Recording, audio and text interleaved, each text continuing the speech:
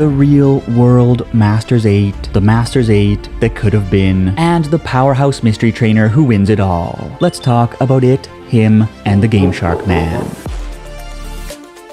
Hey everyone, it's Charles. How are you today? The World Coronation Series Masters 8 tournament has finally commenced, and we've been discussing the official tournament bracket and how it might unfold from various angles, not to mention that the results of the first two matches are already on the board. All in all, despite some skepticism of the rationale behind some of the tournament bracket matchups, and the wildfire that broke out after the Elan vs Leon debacle, fan reactions to the tournament in Japan and abroad have generally been positive. I mean, it would take considerable effort to completely screw up this particular scenario. And while the tournament bracket itself is more vanilla than Ice Ice Baby, it makes perfect sense to throw in the reigning regional champion of the 8 known regions, plus one conference winner, since Lance plays double duty for the Kanto and Johto regions, and the whole thing smacks of everyone's fanfiction fantasies come true. That said, one has to wonder about some of the opportunities that were left on the table. So today's plan is to have a chat about the Masters 8 that could have been, and the big surprise that could have been, resulting in either a more dynamic tournament or simply something very different. And as always, it's going to be a fun time, and I do hope to see your alternate world Masters 8 tournament thoughts and ideas in the comments as well. But before we leap into action, for anyone who thinks my pixel art is interesting and would like to be able to do their own, or anyone who is eager to pump up their animation, manga drawing, writing, or other skills for either personal pleasure or career opportunities, then you should definitely check out today's sponsor, Skillshare.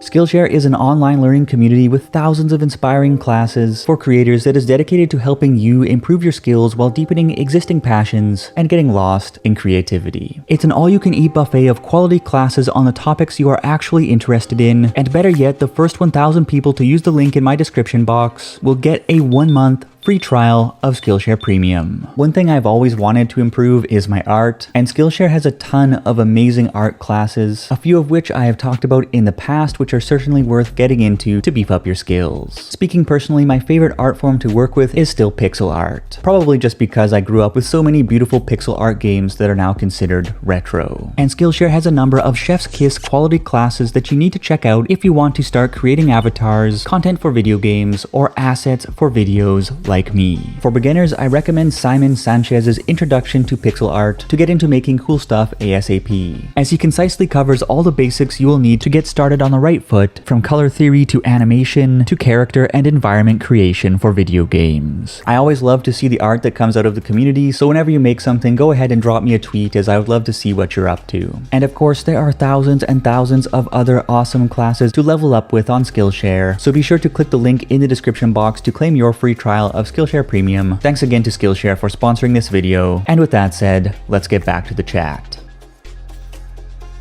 The alternatives to the real-world Masters 8 bracket are virtually limitless, but for the sake of keeping our initial discussion somewhat grounded in reality, I'm going to pitch an idea that makes just 2 key changes to the bracket. For reference, the official Masters 8 tournament bracket looks like this, and my alternate reality bracket looks like this. Yes, Kalos just got screwed over by the Game Shark Man, and a trainer you're probably not familiar with, but let me explain.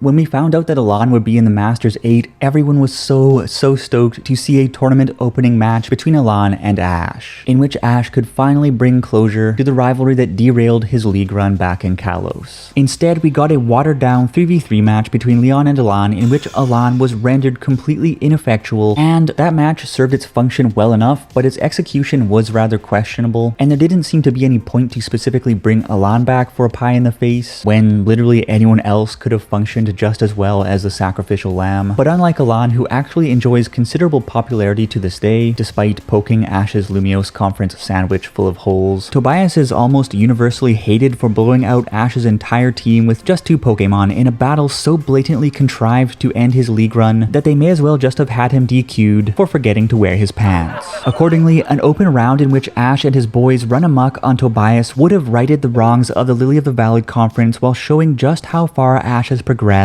since the Diamond and Pearl saga, and Elan still could have been triumphantly written into Pokemon Journeys as Ash's final stepping stone into the Masters 8.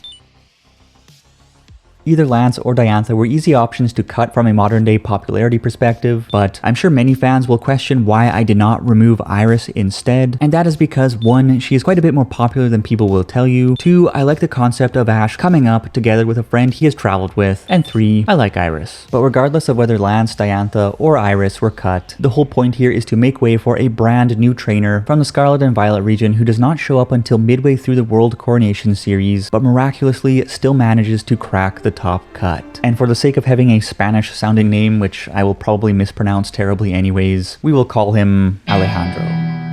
And unlike the other one-thump chumps who came and went in one-off episodes that did almost nothing to build up their character or make Ash's victories over them particularly meaningful, Alejandro would have been gradually worked into the periphery of the story over the latter half of Pokémon Journeys, with occasional end-of-episode shots showing his travels from home to the other regions, hinting at some of his deep and interesting personal motivations, and building up hype without revealing too much. Not only would Alejandro's presence inject an air of mystery and fresh feels into the backwards looking fanservice festival that is the Masters 8, as appreciated as all of that fanservice may be, but it would also build up excitement for the next games and set up Ash's journey into the following region, something we will talk about more in just a moment. Much like Harrison back in the Silver Conference, Alejandro would use a Pokemon from the new region, but furthermore his character would also be quite distinct from the other M8 trainers, and he would use unconventional signature tactics from his home region. Basically, he would be the pecan of Pokemon's Otherworld tournament. And with these changes in place, the tournament could progress like this. Ash defeats Tobias to make amends for the Game Shark Lily of the Valley match, Cynthia defeats Iris to prevent screeching, Leon beats Steven, and Alejandro takes down Lance. In the semifinals, Ash defeats Cynthia, the real boss of his video game, and then